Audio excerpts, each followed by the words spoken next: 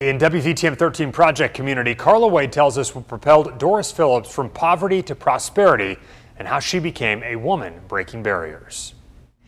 Doris Phillips is Chief Operating Officer of Lake Homes Realty, but even as she worked her way up from file clerk to executive, she never forgot her humble beginnings, creating a nonprofit to give back to children who grew up in similar circumstances. I remember the day, Christmas Day, and it's nighttime, and there's 7 kids, and we did not have food or Christmas. And I see a truck coming up the road, and it was people from the community, and they had a box of Christmas for each child in my family. And I was so excited, and my whole family was so excited. And I kind of knew then that I wanted to give that back. There's going to be a day that I'm going to be able to give that back. And that day has come for Doris Phillips, who in 2004 started the Circle of Love Foundation. Since then, she's helped more than 5,000 children in Alabama shelters who otherwise would go without holiday gifts or basic school supplies. I remember going to 5 schools in 1 year, and I remember asking kids next to me for a pencil and a piece of paper. I remember getting my brothers and sisters up for school so we can get to breakfast at school because there was not anything at home. In addition to her position at Lake Homes Realty, she's also founder and president of RealSource, a title insurance real estate closing company. But getting to this day didn't come easy, and it didn't come without the support of another sharp businesswoman, Martha Ferguson, one of Alabama's first women title insurance business owners. She was the most charming little Southern lady you would ever know in your whole life. And she did not stand for victimhood.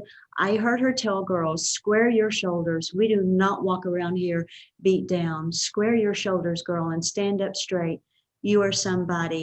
Ferguson hired Doris in her 20s as an entry-level file clerk soon after Doris completed her GED. I paid the money for the test. I really didn't have the money. I had other bills I needed to pay. I sat there thinking I should get up and go get my money back. I'm not going to be able to pass this. But I scored well enough that they asked me if they could help me plan my college education. And so I was very, very proud of myself the day that I received my GED. It made me feel differently about myself somehow. Ferguson, she says, pushed her to see her own potential. Before she passed away, she says to me one day when we were sitting in her living room, Doris, it has occurred to me that you've become a very smart businesswoman, and there's nothing in this world that could pay that to me that she gave me that very single day.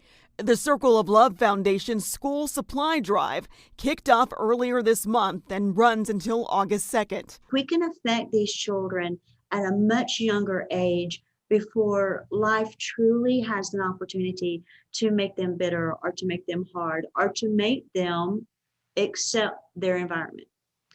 What if we can plant a seed of hope so that they see there's a different world out there? I may not know it, but it's there. I see it and I feel it. A feeling that stuck with her and that she hopes remains with every child Circle of Love provides for. Carla Wade, WVTM 13.